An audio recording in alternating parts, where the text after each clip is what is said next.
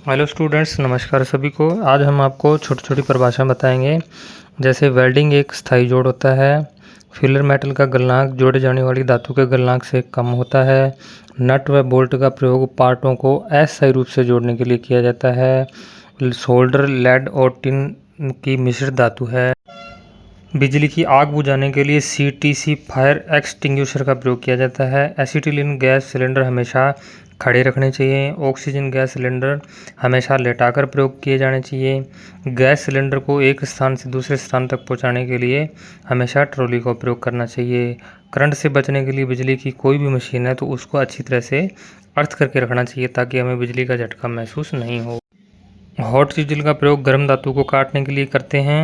छेनी high steel की बनी होती है और इसे हार्ड और टेम्पर किया हुआ होता है। नरम धातु को काटने के लिए छेनी का कटिंग एंगल कम रखा जाता है। स्टील रूल HCl का बनाया जाता है, यानी हाई स्टील का बना हुआ होता है। उसके बाद आता है टोंग्स। तो टोंग माइल्ड स्टील की बनी हुई होती है। वेल्डिंग गेज का प्रयोग वेल्ड जॉइंट की लेंथ चेक करने के लिए किया जाता है। आर्क वेल्डिंग करने के लिए प्रयुक्त इलेक्ट्रिक पावर DC या AC दोनों में से कोई सी भी हो सकती है। होल्डर तांबा या तांबे के एलॉय का बना होता है।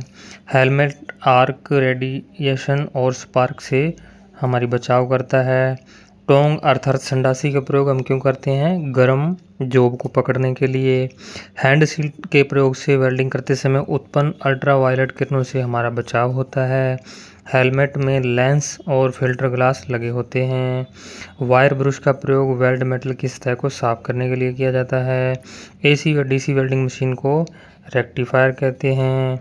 DC वेल्डिंग सेट में पोलैरिटी का चुनाव किया जाता है, यानी करंट किस दिशा में बहता है। DC जनरेटर सेट द्वारा फेरस व नॉन फेरस वेल्डिंग की जा सकती है। मतलब फेरस नॉन फेरस का मतलब जो जैसे अपने लोकल भाषा में लोहा बोल देते हैं या को देगी लोहा बोल देते हैं, तो नॉन फेरस वो होता है जिसमें लोहे की मात्रा कम होती है और कास्ट आयरन की मात्रा ज़्यादा होती है। तो AC वेल्डिंग में एक आर्क ब्लो का दोष होता है कि जब आर्क वेल्डिंग करते हैं तो वो अपने सही पथ से भटक के इधर उधर होने की कोशिश करते हैं, जिसको अपन आर्क ब्लो कहते हैं। हैंड स्क्रीन का ग्लास शेड के नंबर तथा वेल्डिंग करंट के अनुसार फिर उसके अंदर फिट किया जाता है। AC वेल्डिंग सेट को AC सप्लाई को DC में बदल देता है, उसे रेक्टिफायर कहते हैं। इलेक्ट्रोड होल्डर 200, 400 और 600 एम्पीयर तक के होते हैं। Helmet pressed fibre insulating material के बनाए जाते हैं। ऐसी वेल्डिंग सेट जो AC को DC में बदल देता है उसे हम रेक्टिफायर कहते हैं। आपको पहले बता दिया है। वेल्डिंग ट्रांसफार्मर में आर्क फ्लो की समस्या होती है। मैनुअल मेटालिक आर्क वेल्डिंग में फिलर मेटल के रूप में इलेक्ट्रोड को भरा जाता है। फ्लैट वेल्डिंग पोजीशन में वेल्ड मेटल भरने की दर बहुत अधिक होती है। वेल्डिंग पोजीशन वेल्ड स्लोप और वेल्ड रोटेशन के अनुसार निश्चित की जाती है।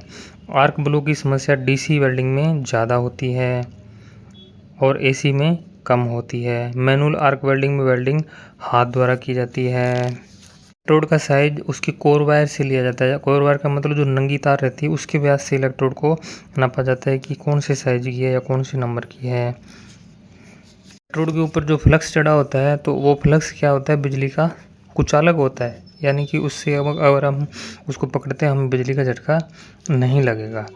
तो SWG का मतलब होता है स्टैंडर्ड वायर गेज। इससे क्या है, अपन जो वायर्स होती हैं जैसे इलेक्ट्रोड लगा लो तो उसका गेज नापने के काम आते हैं कि कितनी mm की होती है। तो स्टेनलेस स्टील की रोड की लंबाई माइल्ड स्टील की अपेक्षा कम होती है। तो आर्क की जो आवाज़ आती है जब हम वेल्डिंग करते हैं, जो उससे जो आर्क आती है तो उस आर्क से ही एक अच्छा वेल्डर पहचान लेता है कि वेल्डिंग सही हो पा रही है या गलत हो रही है। तो आज के लिए इतना ही। धन्यवाद।